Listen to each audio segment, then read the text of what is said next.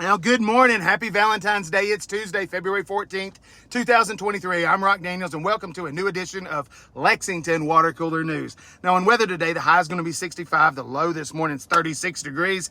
Sun rose at 7:29 this morning, and it's going to set at 6:15 p.m. Now, with 3 weeks remaining in the 2022-23 regular season, Kentucky is in peril of missing the NCAA Tournament.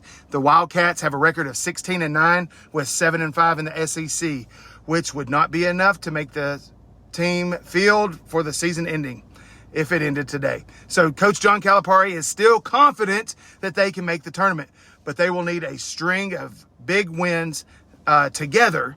And their next challenge is against Mississippi State on Wednesday, which is currently on a 5-game winning streak and is 5th in the nation in scoring defense. The game will air on the SEC network at 8:30 p.m. Eastern Standard Time. A police disciplinary review board was announced by Lexington Mayor Linda Gordon over 2 years ago, but was never created. The creation of the board was suggested due to demands for accountability, and transparency in the police disciplinary actions.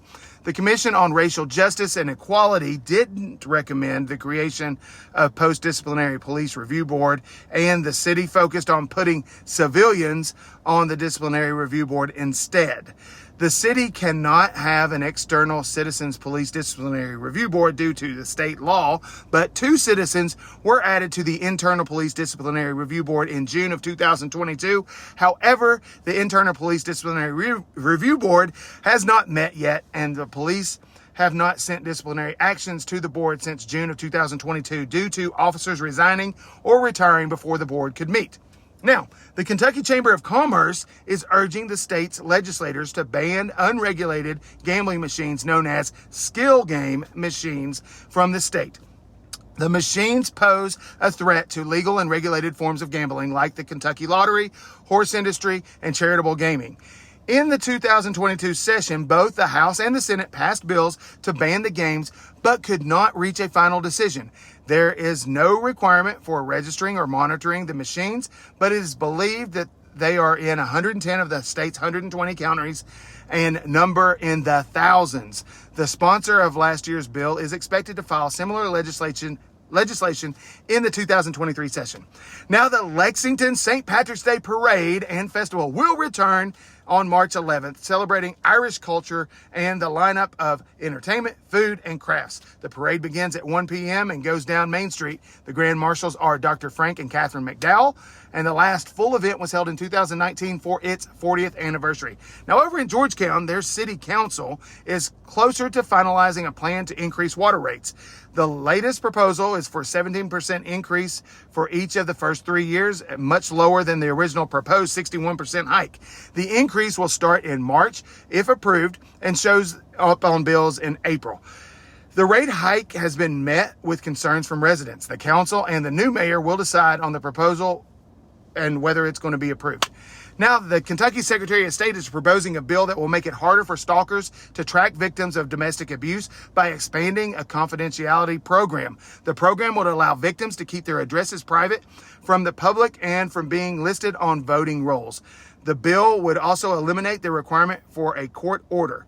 If passed, the program will be funded by those convicted of domestic abuse. 38 states currently have similar programs in place. Kentucky Education Commissioner Jason Glass spoke out Monday in response to lawmakers' criticism about the state's guidance document recommending the use of a student's preferred pronoun and legislation that seeks to strengthen parental rights in schools.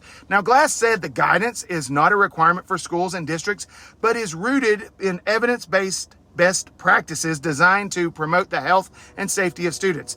Now, critics of the bill have said they do not protect students who are members of the LGBTQ community, leaving them vulnerable.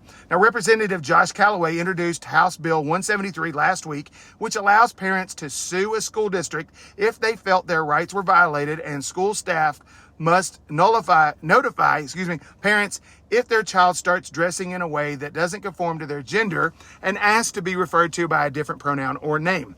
Now, a man allegedly responsible for the death of a 4-month-old in 2018 pleaded guilty to amended charges as part of a plea bargain deal and will be sentenced later this month, according to court records. Brent Kelty, 32, was charged with murder and being a persistent felon offender after the death of 4-year-old Landon Mayes, who died of head trauma.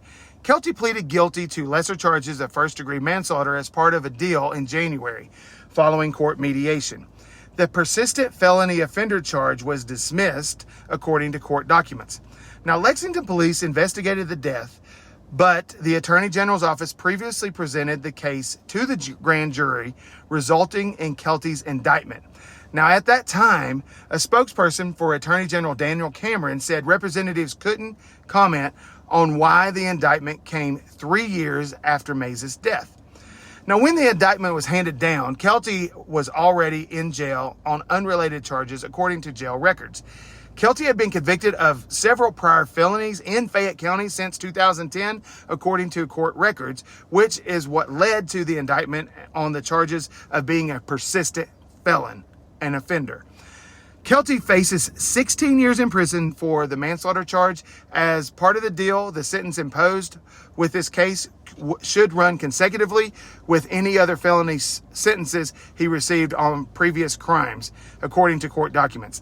Kelty is scheduled to be sentenced on Thursday, February 23rd at 8:30 a.m. by Fayette Circuit Judge Thomas Travis, who can choose to accept Kelty's recommended sentence and impose a different sentence. Well, that does it today for Lexington Water Cooler News. Join me again tomorrow for the latest news, weather, and sports, free of charge, always, sponsored by Rock Daniels and Rock Daniels Construction Company. I hope you have a wonderful day. Happy Valentine's Day. Don't forget those flowers, guys. Don't forget some chocolates. Have a great day. See ya.